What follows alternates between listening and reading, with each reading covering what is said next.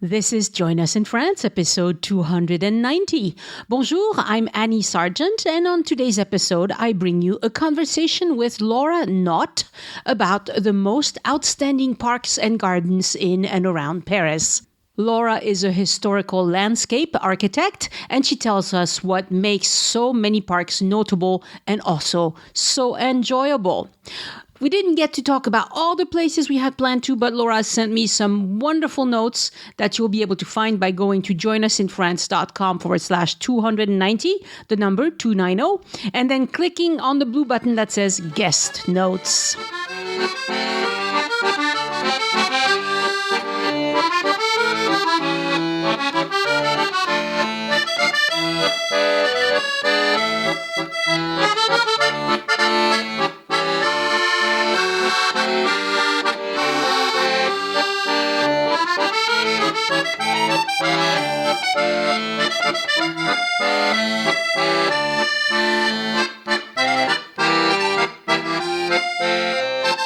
Bonjour, Laura, and welcome to Join Us in France. Thank you. Happy to be here. Very nice to talk to you.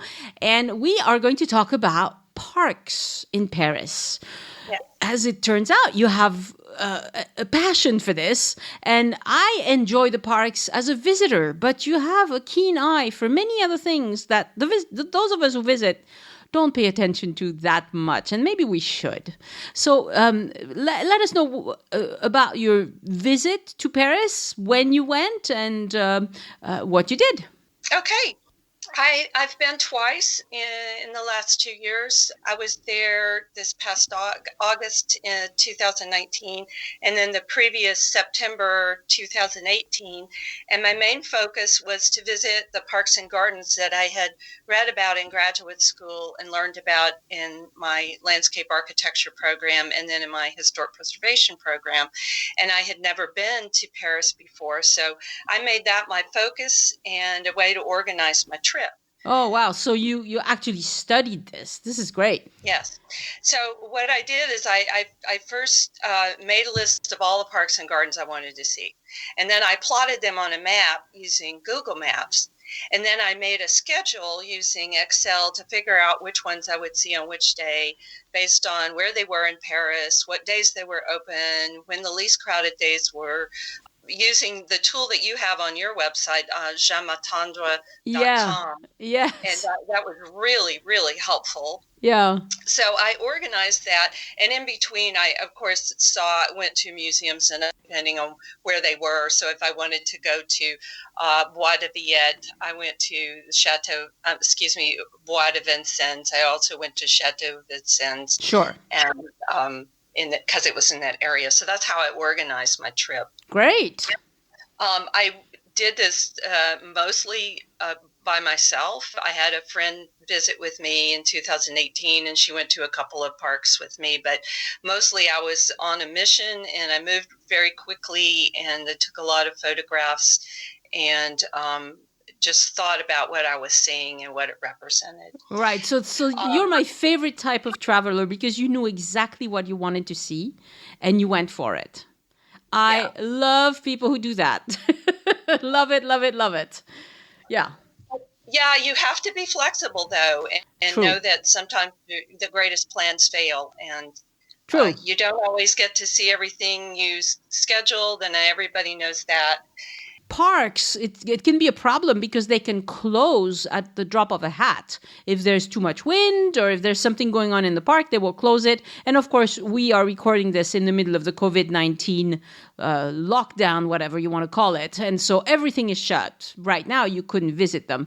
So it's important to be flexible because maybe maybe it won't be open for some reason. Exactly. And fortunately, I didn't experience that during either one of my trips, so I was very lucky. Yeah. Last year in August, I was staying in the 17th arrondissement and 2 blocks away from Parc Monceau, and I didn't really know anything about Parc Monceau, so I studied up on it and really looked into it, especially after I came back. And the great thing about Parc Monceau, starting with that, is it was originally designed in the picturesque tradition, which was mainly an 18th century or 1700s tradition that came out of some of the follies and irregular bosquettes that you could see at Versailles that weren't formal. So that Versailles had this formal layout, but within it had the bosquet, and they were designed in very whimsical ways. And so this design tradition arose out of that and became the design for an entire park or an entire estate. Huh. So when you say bosquet, that's spelled Bosquet. Yeah, I think it's Bous, or it could be it's Bos. Yeah. Right. Okay, so it's the French word, and bosquet meaning like a, I don't know. I don't know the English word for that. Well, obviously, maybe there isn't one. You use the French one. Yeah, I think in English we would just say garden rooms, which is kind of what they do at Versailles.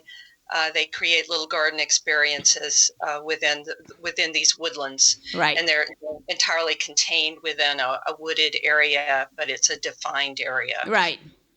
Mm-hmm. Yeah. So that's how that design style arose, and really out of the Versailles tradition of using gardens for entertainment and large social events. Yes, so in France, it was particularly for social reasons. It was to gather people together, to entertain them with, fake landscapes of ruins and rugged geography, and even placing rustic peoples in the landscape. It was to evoke an emotional response. And you'd see this come out of international travels from Europe all over the world to China and Japan particularly, and seeing the landscapes that the Chinese and Japanese had designed. Also, there was a growing interest in the exotic structures from other countries, going into plants and animals and antiquities that the Europeans would go and collect from all over the world. Yeah. So these design landscapes were really social, and that compared to the picturesque as being practiced in England, which was really meant for solitary contemplation. In France, it was a social spectacle. So they went around gathering showy trees and plants and to design beautiful things. Right, and exotic structures, et cetera, et cetera. At Parc Monceau, this was designed for entertainment, and you would see things like a Chinese gate, a Turkish pavilion, a Dutch mill, Egyptian artifacts, ruined castles, a whole plethora of different sort of entertaining objets, and basically what you could call follies in the landscape to entertain. Wow. So this is going to sound really silly to you, but I like to watch this English gardener called Monty Don. Oh, I love Monty Don. Okay. Yeah. And Monty Don I can't remember the name of the program, but he did one where he helps people in this program. He helps people redesign their gardens. Oh, yeah. And there was this one episode where the person wanted to make like weird looking things.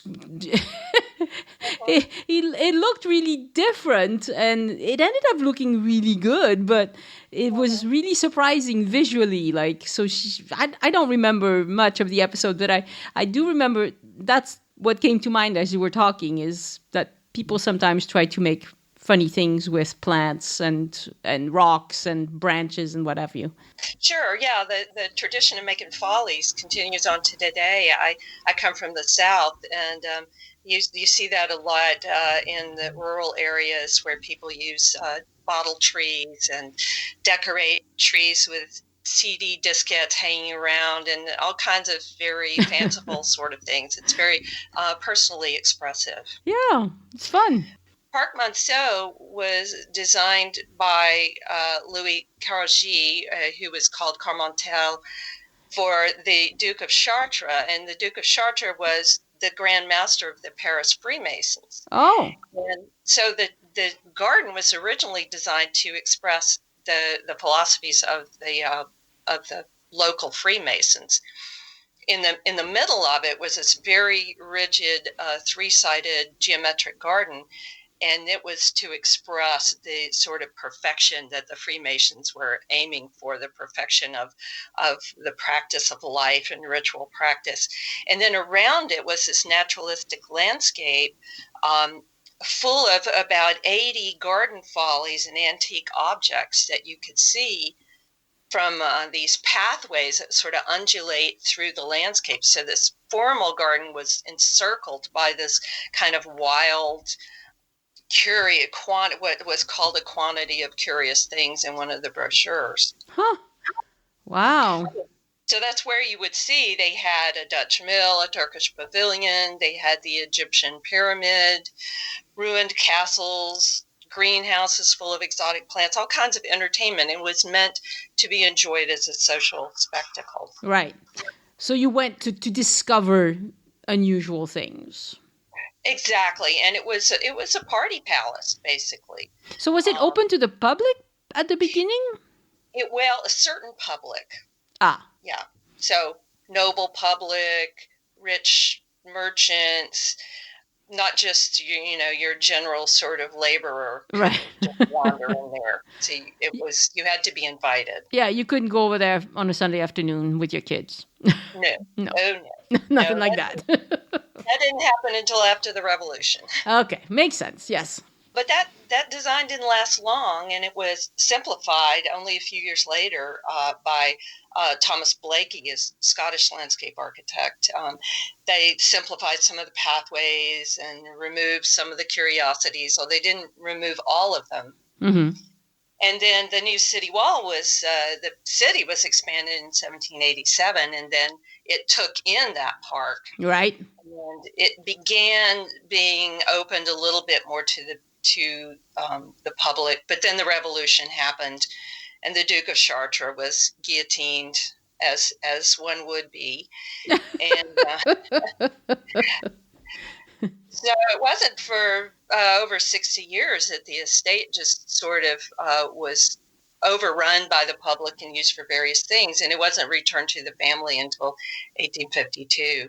And that's when they started selling off portions of land, and that's how the Monceau neighborhood around that developed. And then they eventually sold it to the city of Paris to become an actual public park. Yeah, and it's a beautiful area. It is. And it's not too far out of the way, really. It's one that's pretty easy to visit.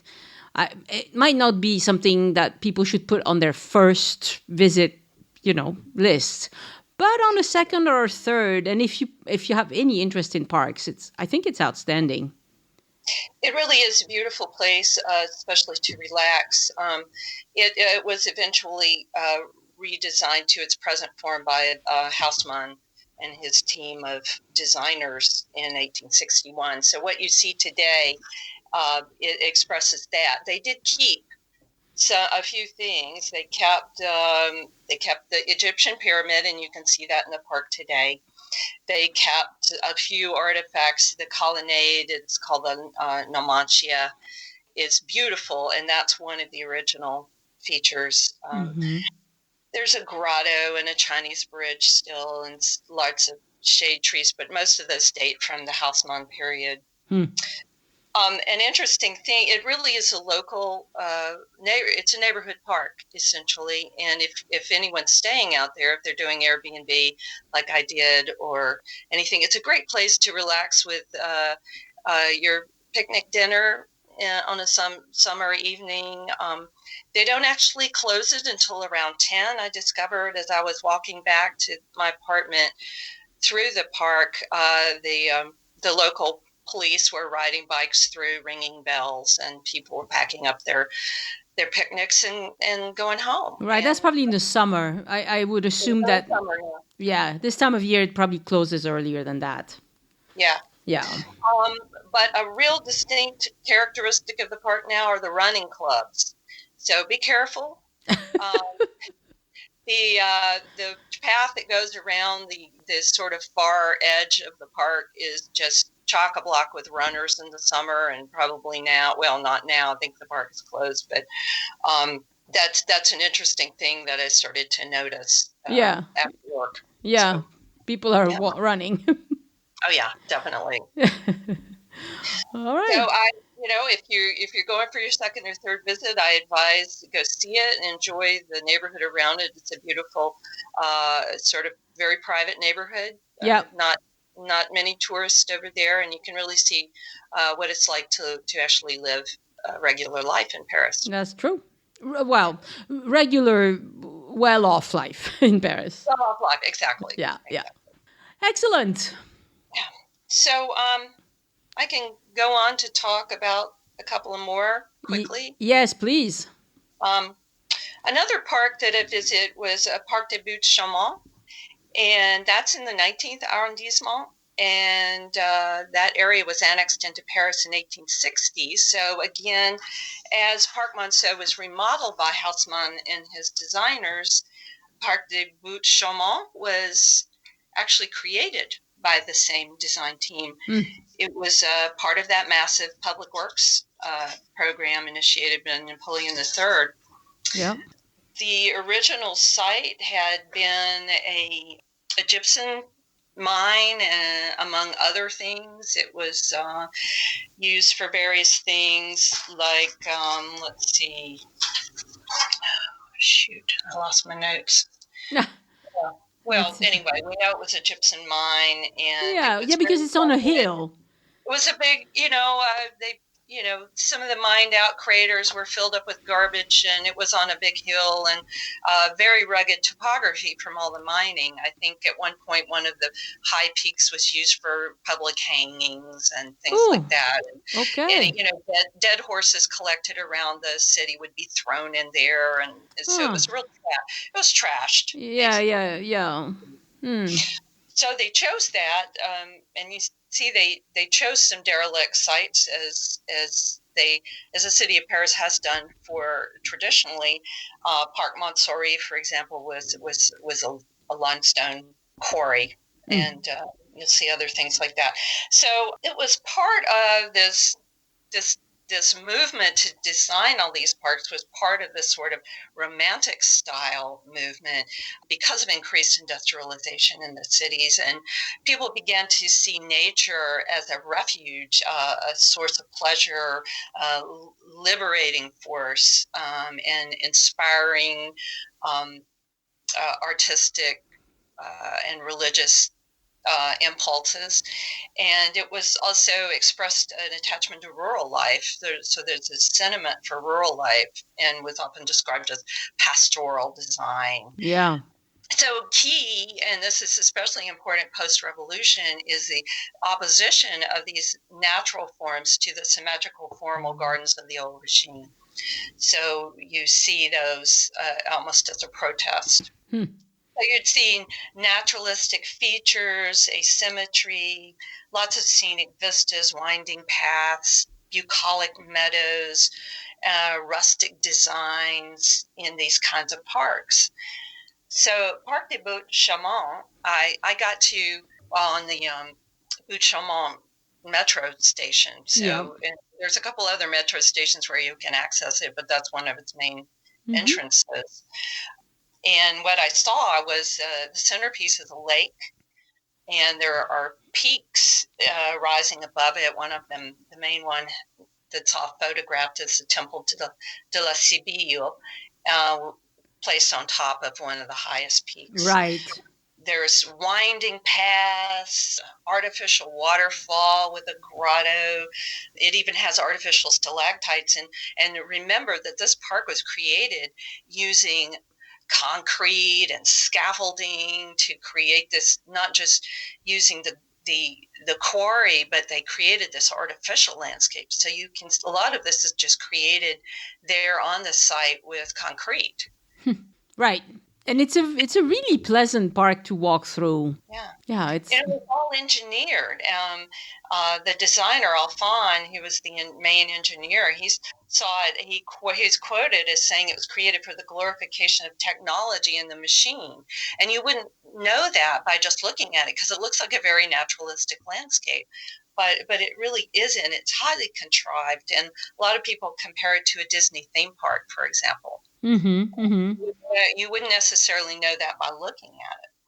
Right. And what's interesting is that it's always full of people. If you go, I mean, not always, but if you go when the weather is good, there are lots and lots of locals enjoying this park. It's one of the fun things. I have fond memories of it because once I showed up with my camera equipment, and there was a group, a rock group, young kids who they were like, oh, "Can you take our picture?" And so I photographed them in the park and sent them a few photos. And they sent me tickets to their concert, but it was in Paris, and so I never got to go. But there's a lot of life happening in this park. Lots of people go. It's very lively, and especially if you go on a Wednesday afternoon or weekend, it's very lively. Yeah.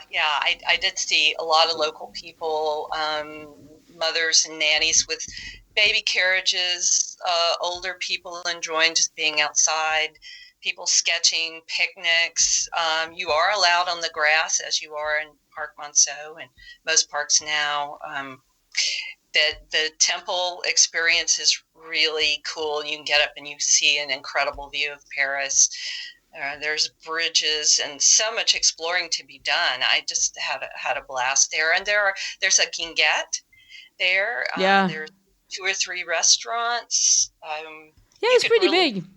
Yeah, you could spend an entire day there and not see everything. Yeah, no, yeah, it's a lovely place, and like you mentioned in your notes, there's also Quartier de la Mouzaïa, which is very close, just east of the park. It's an interesting place, and some reviewers say that it's in a scary area, whatever.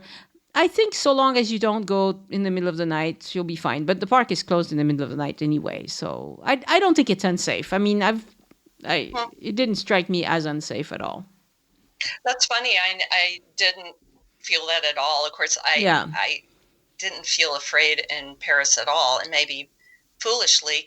No. I mean, Paris is pretty safe overall. I'm used to living in American cities, and right. Paris is not scary to us. No. At least people who have lived in large cities, for sure. Yeah. We know how to take care of ourselves. That's good.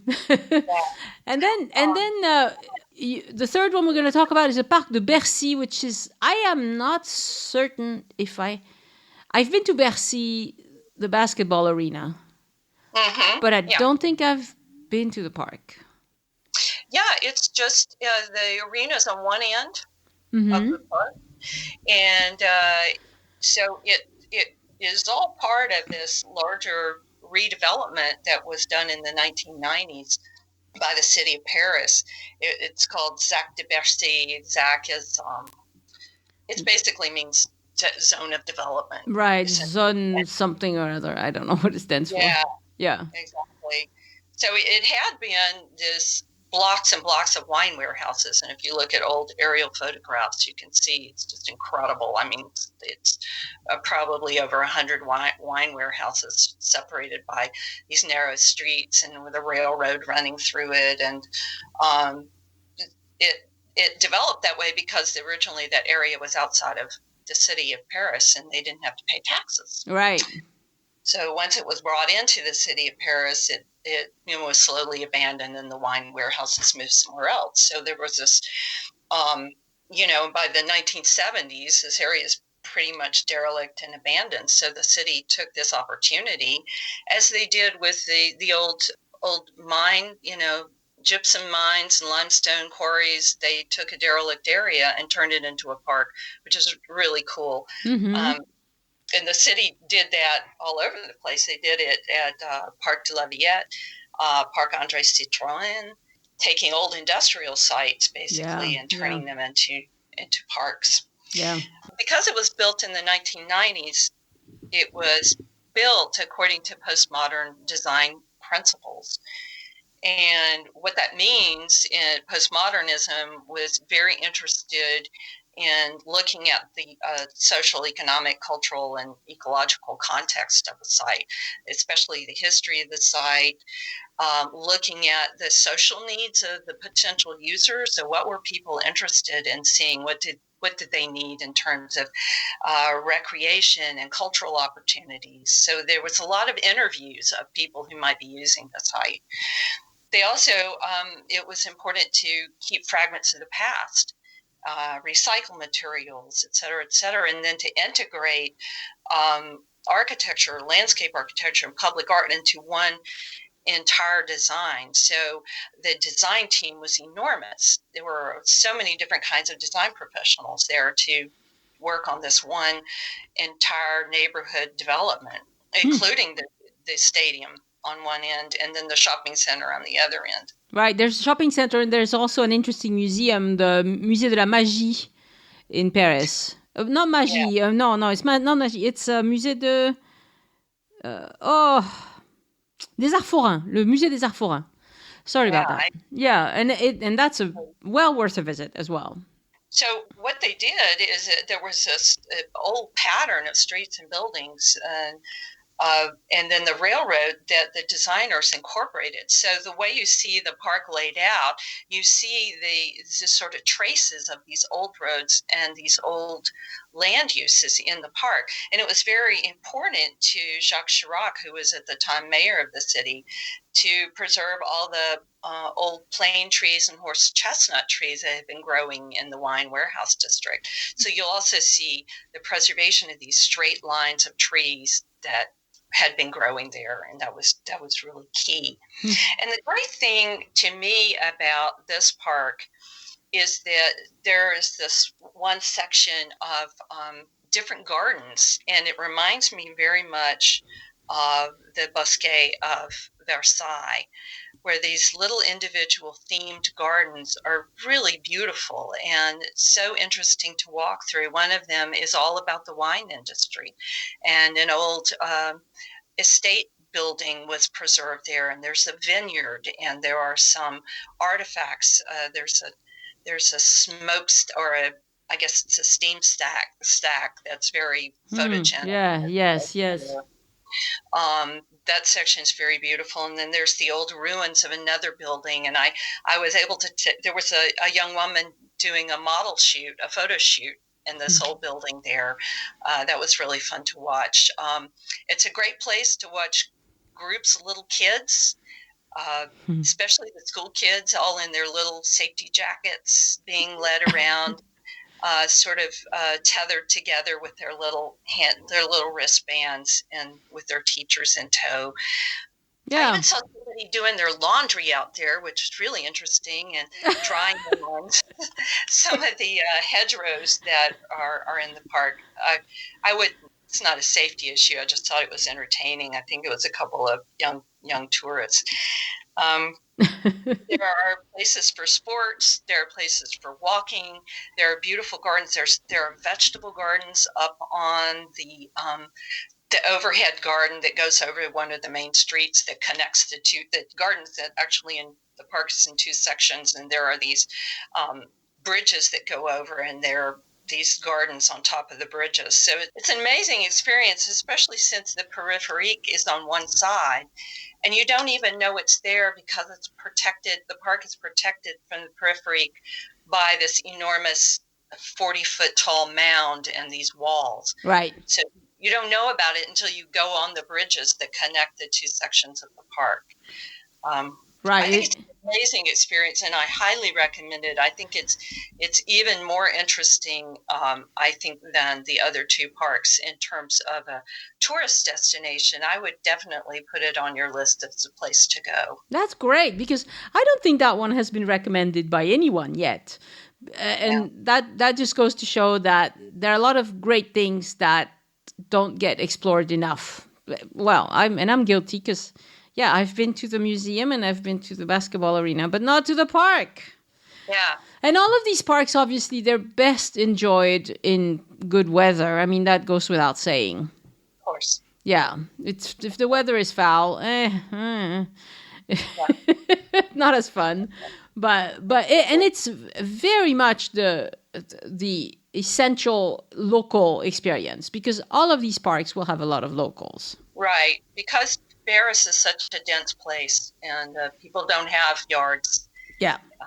They really spend their time in public places, and you see people with books sitting on benches, you see family groups playing, little kids. Yeah. So it really is it's another aspect of Parisian life that you can see on a regular basis. Right. And it's very obvious that these parks play an important role in the lives of locals because due to the restrictions of the pandemic, the people of Paris are going crazy. Like, they're so used to going out to parks, and as soon as there's a bit of sunshine, everybody's out. And now they can't. And that is a problem. These parks play a big role in the kind of the quality of life, I guess. Yes. Yeah, if you can't have your own little garden, which most of us are not, I'm talking for myself. I'm not that great of a gardener. I have some flowers and some vegetables, but I don't do anything fancy. But I enjoy watching other people's gardens. It's great. Yeah. So it really is a wonderful place. It's Paris's front porch, basically. Yeah. And so so we're going to just stop here with these 3 parks, but there are other noteworthy parks in Paris that maybe you could mention. Sure. I thought Bois de Boulogne was really interesting, and I went to the Louis Vuitton Center out there and walked through parts of Bois de Boulogne. There's just so much to see there. There's the Jardin d'Acclimatation. I'm not pronouncing that right. Jardin d'Acclimatation, yes. It's a kid's paradise. What can I say? Yeah, and then there's the Parc de Bagatelle, which is gorgeous, and it's a very little known park. It really was designed in the picturesque style, although there are formal sections. There's an incredible rose garden, but I think there's 7 grottos out there. It's really amazing. Parc Montsouris, which I didn't get to see, I want to go to next time, but it's very similar to Parc des Buttes-Chaumont. And then there's Bois de Vincennes on the other end of Paris, which has its own interesting things. There's the botanical gardens out there. There's the Château de Vincennes out there, which is fascinating, and right now has a graffiti exhibition, which I loved. And then, of course, there's, all in between, not to mention Versailles and Vaux-le-Vicomte, which are outside of Paris, but also very interesting if you have the time to really get an overview of the history of garden and park design in Paris, in the Paris region. Yeah, Versailles is splendid. In good weather, it's fantastic. But as I mentioned in my notes, I did find that both times I went to Versailles, the second time I went because I thought I just accidentally missed the opening time for the Bosquets. But the most important Bosquets, the ones that are featured in all the photo ops you see online, those are all closed to the public unless you go on a certain Saturday once a month or something where you pay an extra amount and they turn the water on. Right. But there's a movie called A Little Chaos, which is about the development, the design of the ballroom.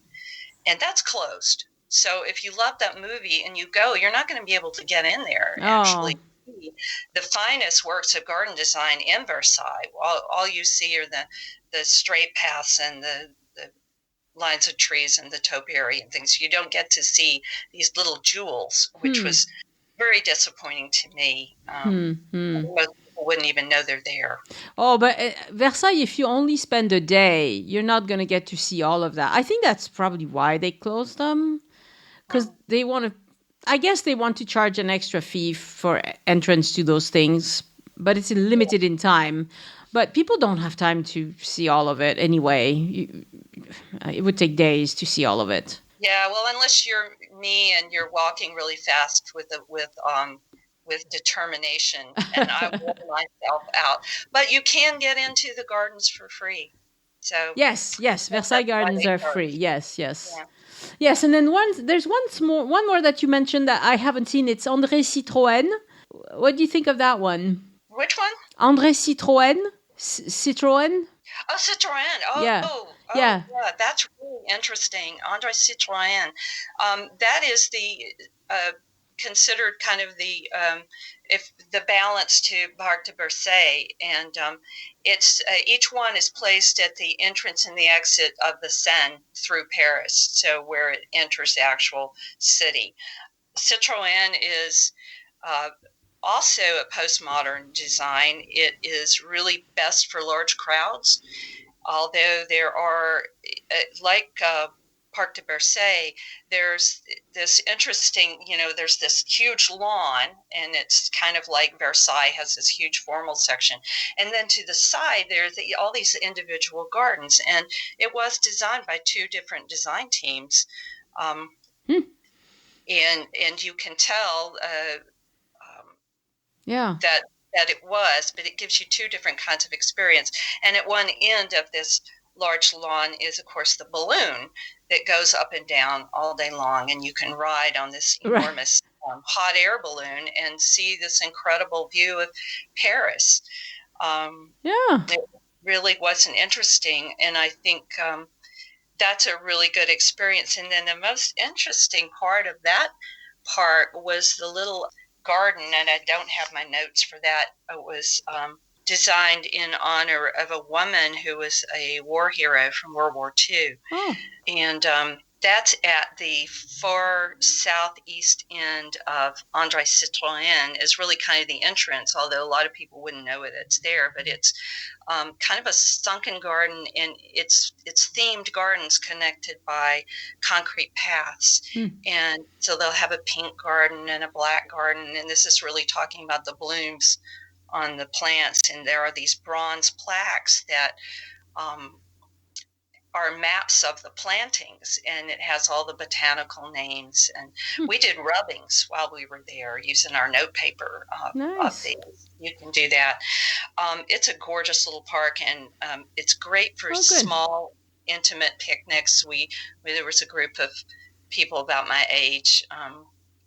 They came in on their bikes, and they set up a picnic, and they're sitting there with wine and cheese and arguing about politics and other things. And this little group there right in the middle of the park, this kind of sunken park. And so if you can find that one, you'll really have a treat. It's really... Now, you couldn't remember the name. Let's see if we can find it, because I remember seeing that in your notes. Lieutenant Eugénie Malik Jendi. That's it. Yes, Yep. So that's the name of that special garden in Parc André Citroën. That is, she was part of the resistance. Is that what you said? Maybe. I'm sorry, I'm not really prepared. Yeah. No, it's fine. It's fine. Anyway, it's an interesting. So that would be an interesting part of the André Citroën Park to visit, because it's pretty. Yeah, and I recommend that you start there and work your way in, because it really is the most detailed and interesting section of it. Yeah, it's interesting. Yeah. So like all the episodes of Join Us in France, I'm going to put your notes, and I'm going to write out all these names that maybe went by too fast or you didn't understand what we said. So you'll find all of that on the episode's notes. And Laura has also provided very detailed notes with references and everything. That's the great thing about having an academic on the podcast. You know how to do your references. They're awesome. I can't help it. Yes, I can tell. Yes, I can tell. No, this is great. So you'll be able to see it all on the website if you're interested. Just in brief, to conclude, are parks in Paris very different from parks in parts of the U.S. that you know about? The ones that I visited, definitely. Parks in the United States tend to be focused on active sports. Yeah. You don't see much in the way of design. Parks in Paris it's high style design, and it's wonderful to see. Like I said, you just don't see a lot of that. United States, I think, much more utilitarian. People want soccer fields. They don't want they want design. A baseball field, and they want Exactly. a pavilion. Exactly. I miss the pavilions, though. Like, in France, I have never seen a public park that had a big pavilion where you could organize a family event or something, or a friendly, with an event with friends that you can just rent for the day or for the afternoon. We don't have that, and it's missing. We need that. I mean, the pavilions in Utah, in the West where I lived, they weren't beautiful, but they were really practical and they were used a lot. And so I miss that. But That's interesting. Yeah, considering that the French garden design is, originally was for socializing. So well, you can still socialize, but you have to bring your, if you don't want to sit on the grass. I mean, they do have park benches, but they're not designed for a big group to sit together. They're designed for people coming one by one, or two and three or something like that, not big groups. Yeah, that's really interesting. I hadn't thought about that, but it's true. Yeah. I wonder if they have those in the Bois, the Bois de Boulogne and the Bois de Vincennes, but I wasn't looking for it, so. Yeah, I don't know. I don't know them well enough to know, but we have Bois around Toulouse, and we don't have pavilions like that here. Oh. No. So when we want to do a big, there's a big organization called Americans in Toulouse, and they do a 4th of July event every year, but they have to bring tents that they put together. We can't just rent a pavilion, which is too bad. And they do it, it's very American, and they do it in a place where there's a baseball diamond and other sports and mini golf and things that people can do, because they're looking for the American, the park experience, not the French one. The French one is more like smaller family groups. And you would never see, say, one of those little metal grills, permanent grills. No. Next to a picnic table. No, nothing like that. No. No, we don't do that. They'll put a cute fountain or a statue of a deity. but I had never thought about that. Yeah, it's very different. Yeah. Anyway, Laura, thank you so much for coming on the podcast and for sharing your experience. It's a very nice. You brought in a lot of things that I'd never thought of, so it's wonderful. And now I'm going to have to go spend more time in those parks looking for these little follies. I wish all the follies were still there. That sounds fun. Yeah. Well, one of the key things in Parc Monceau is the Egyptian pyramid. Yeah. But unfortunately, the people that take care of it, which is like the kind of the arrondissement workers, like to put the those plastic bag trash cans next to it. So if you want to take a photo of it, it's always got a plastic bag next to it, and I don't understand that. But anyway. Yeah. They don't know what they've got visually. No, like they don't think about that. No. All right, Laura, thank you so much. Thank you. Great to talk to you. Nice to talk to you. Au revoir. Au revoir. Thank you, Sharon Tam and Kara Olson, for pledging to support the show on Patreon this week. Patrons enjoy several rewards that you'll find listed at patreon.com/join us, Patreon. Join us, no spaces or dashes. I share exclusive content with my patrons, including help with your French comprehension, stories about France, photos, and membership into a secret Facebook group. And of course, patrons can message me directly through Patreon, and these messages always get top priority. And this is new. Over the summer, I'll be sharing videos with patrons who support at any level. I know you miss France, so as I go about my daily life, I'll take some video and publish short videos about one specific aspect of French life or another. I published the first one last week. It was about the things visitors often miss because they don't know what to search for them on Google. Next, I'll do some to show you how to drive in France. Specifically, I'll show you how the different kinds of roundabouts work in France. That can be tricky because we have a lot of different sorts of roundabouts. In another video, I'll show you examples of how to watch out for right-hand side priority You know it's there, but you need to train your brain to figure it might be happening soon. Also, how to deal with the tiny little French roads.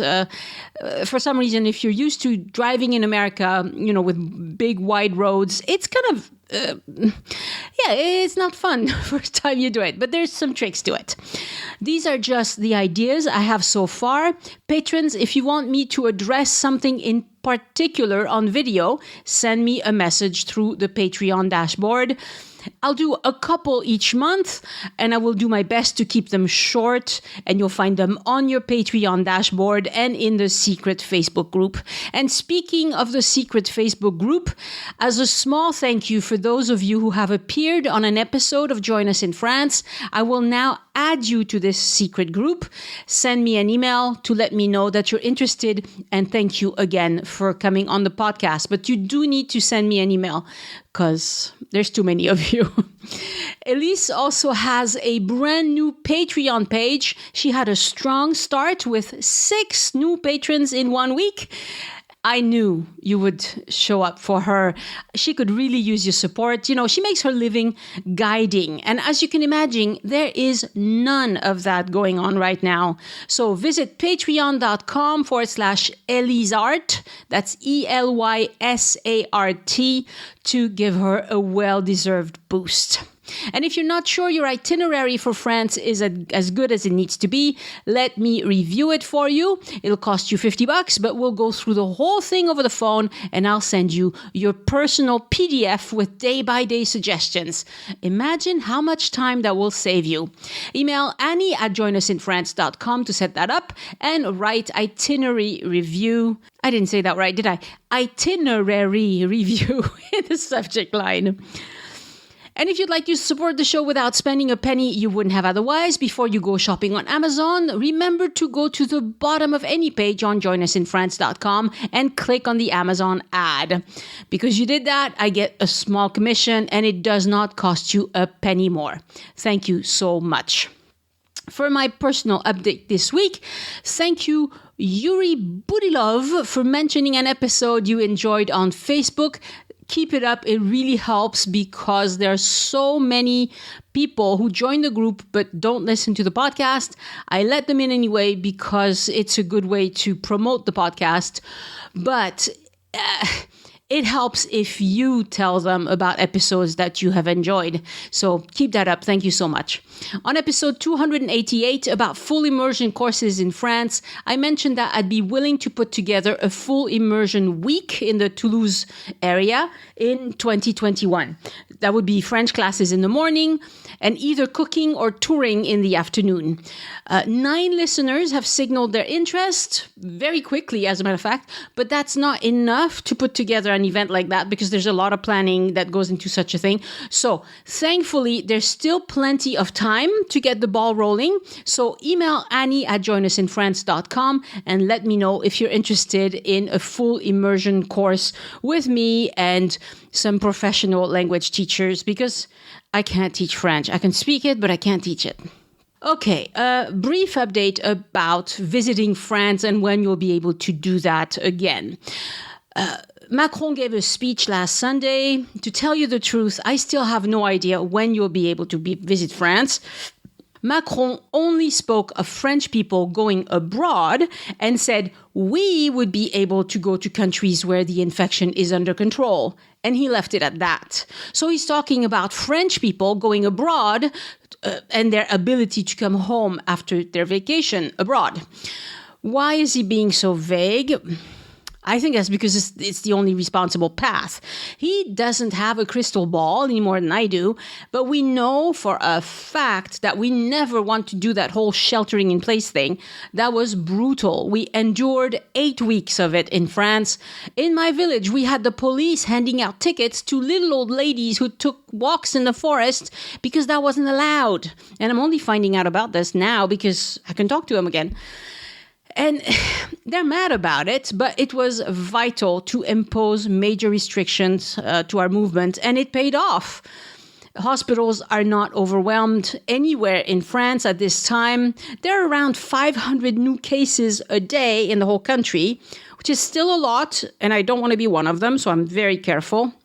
But now that contact tracing is in place, the pandemic doesn't get out of control anywhere. But movie theaters are now open again. Like, who wants to go sit in a dark room with a bunch of strangers right now? Not I. Anyway. Now, we know that borders between European countries are reopening by the end of June. We need to wait and see if there's no big spike after that, and then decide how to open to the rest of the world. If I were you, unless you live in Europe, I would not plan on visiting France until the fall, and even then, be prepared for surprises. We're nearing 300 episodes at Join Us in France. For those of you who are completists and want to listen to the whole catalog, this means you will not find the earlier episodes on your podcast app once we hit 300. That doesn't mean that those episodes go away, but they won't be listed anymore because most podcatchers only list 300 episodes. They will still be available to listen to on joinusinfrance.com for free, as always. But you'll have to go to the website to listen to the earliest episodes. If you enjoyed this episode, I'd appreciate if you'd share it with someone. The easiest way to do that is to go to joinusinfrance.com/290 and click on the Facebook, Pinterest, or Twitter buttons. Voila, done. And we're also on Instagram, and that is Addicted to France. You could also show your friends how to listen to the podcasts, because while podcasts are getting ever more popular, there's still plenty of people who've never listened to them and could use a bit of mentoring. And if they already listen to podcasts, tell them to search for us on Apple Podcasts, Google Podcasts, Spotify, or Pandora, or anywhere they like to get their podcasts.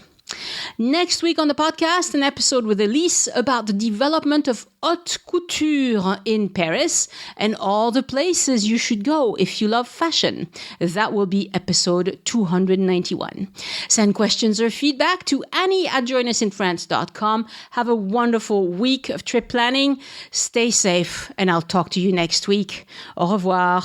The Join Us in France Travel Podcast is written and produced by Annie Sargent and copyright 2020 by Addicted to France. It is released under a Creative Commons Attribution, Non-Commercial, No Derivatives license.